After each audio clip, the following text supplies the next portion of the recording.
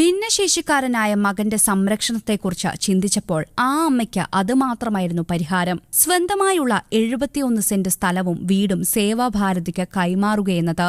സ്വന്തം മകനോളം വരില്ല ഒരമ്മയ്ക്കും കോടികളെന്ന് അടിവരയിടുകയാണ് പാറക്കടവ് കുന്നപ്പിള്ളി മനയിൽ ലീല അന്തർജനമെന്ന 76കാരി. അന്തർജനത്തിന്റെ ജീവിതം യഥാർത്ഥത്തിൽ ഒരു ദുരന്തയാത്രയായിരുന്നു. ദേവസ്വം ബോർഡ് ക്ഷേത്രങ്ങളിൽ ശാന്തിയായിരുന്ന ഭർത്താവ് ജയന്തൻ നമ്പൂതിരി 3 വർഷം മുമ്പ് മരിച്ചതോടെയാണ് അന്തർജനത്തിന് ജീവിച്ചിരിക്കുന്ന ഏക മകനെക്കുറിച്ചുള്ള ചിന്തകൾ വേദനയായത്. ജയന്തൻ ലീല ദമ്പതികൾക്ക് 5 ആൺമക്കളുണ്ടായിരുന്നു. ഭിന്നശേഷിക്കാരായി പിറന്ന മറ്റ് 4 പേരെയും പലപ്പോഴായി വിധി തട്ടിയെടുത്തു. ജനിച്ച 6 മാസം മുതൽ 16 വയസ്സുവരെ ജീവിച്ചിരുന്നവരുമുണ്ട്. ഭർത്താവും മരിച്ചതോടെ ഇളയ മകൻ വിനയനും അന്തർജനവും തനിച്ചാണ് താമസം. വിനയന് പ്രായം 33 ഉണ്ടെങ്കിലും 1 വയസ്സുകാരന്റെ മനസ്സാണ്. ഭക്ഷണം നൽകുന്നതും വസ്ത്രം മാറുന്നതും തുടങ്ങി പ്രാഥമിക ആവശ്യങ്ങൾക്ക് വരെ പരസഹായം വേണം. തന്റെ കാലശേഷം മകനെ ആര് സംരക്ഷിക്കുമെന്ന ചിന്തയിലാണ് സേവാഭാരതിയുമായി ബന്ധപ്പെടുന്നത്. ഭൂമിയും സ്ഥലവും വിട്ടുനൽകാം, പകരം ഭിന്നശേഷിക്കാരുടെ സംരക്ഷണത്തിനായുള്ള കേന്ദ്രം തുടങ്ങണമെന്ന ആവശ്യം മാത്രമാണ് ഉന്നയിച്ചത്.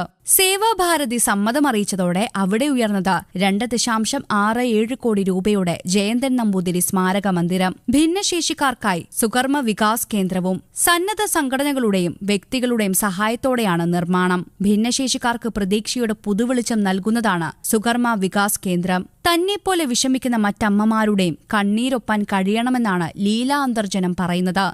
3 വർഷം മുമ്പേ എൻ്റെ ഭർത്താവ് മരിച്ചു. അപ്പോൾ എനിക്കുള്ള കുട്ടി ഇത്തിരി ബുദ്ധിയും ബോധവും കുറഞ്ഞ കുട്ടിയായിരുന്നു. അപ്പോൾ അവനിനെ വെച്ചുകൊണ്ട് എങ്ങനെ മുന്നോട്ട് പോകുമെന്ന് ആലോചിച്ചപ്പോൾ എനിക്കൊരു അന്തവും കിട്ടിയില്ല. അവന് വീട്ടുകാരും സഹോദരിമാരും എല്ലാവരുമായി ആലോചിച്ച് ഇവനെ ഒരു സംഘടനയിൽ ചേർക്കാമെന്ന് വിചാരിച്ചു. അങ്ങനെ നോക്കിയപ്പോൾ സേവാഭാരതിയാണ് ഏറ്റവും നല്ല ഏറ്റെടുക്കാൻ പറ്റിയതിൽ നല്ലത് അവരാണെന്ന് തോന്നി അവർക്ക് കൈമാറി.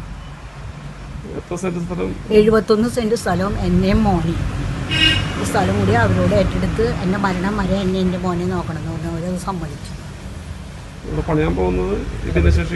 ഭിന്നശേഷിക്കാരായ കുട്ടികളെ അത് ഞാൻ ആവശ്യപ്പെട്ടിട്ടാണ് അങ്ങനത്തെ കുട്ടികളെ ആക്കിയത്. കൌൺസിലിംഗ്, ഫിസിയോതെറാപ്പി, യോഗ തുടങ്ങിയ സൌകര്യങ്ങൾക്ക് പുറമെ വയോജന കേന്ദ്രവുമുണ്ടാകും. 3 നിലകളിലായി 12,000 ചതുരശ്ര അടിയിൽ നിർമ്മിക്കുന്ന കെട്ടിടത്തിൽ 25 ഭിന്നശേഷിക്കാരായ ആൺകുട്ടികളെ താമസിപ്പിക്കാം. വിവിധ പരിശീലനങ്ങളിലൂടെ മാനസിക ഉല്ലാസം നൽകുകയാണ് ലക്ഷ്യം. 30ഓളം പേർ ഇതിനകം രജിസ്റ്റർ ചെയ്തു. ലീല അന്തർജനത്തിന്റെ മാതൃക പിന്തുടർന്ന സേവാഭാരതിക്ക് റിട്ടയർഡ് ഹെഡ് മിസ്ട്രസ് വിലാസിനെ 17.5 സെന്റ് സ്ഥലവും കുറുമശ്ശേരി കണ്ടനാട്ട് സരോജിനി അമ്മ 24.5 സെന്റ് സ്ഥലവും നൽകി. സുകർമ്മ വികാസ് കേന്ദ്രം നവംബർ 14-ന് കേന്ദ്രമന്ത്രി വി മുരളീധരൻ ഉദ്ഘാടനം ചെയ്യും. സുരേഷ് ഗോപി MP, PEB മേനോൻ എന്നിവർ പങ്കെടുക്കും. News desk Kaumudi.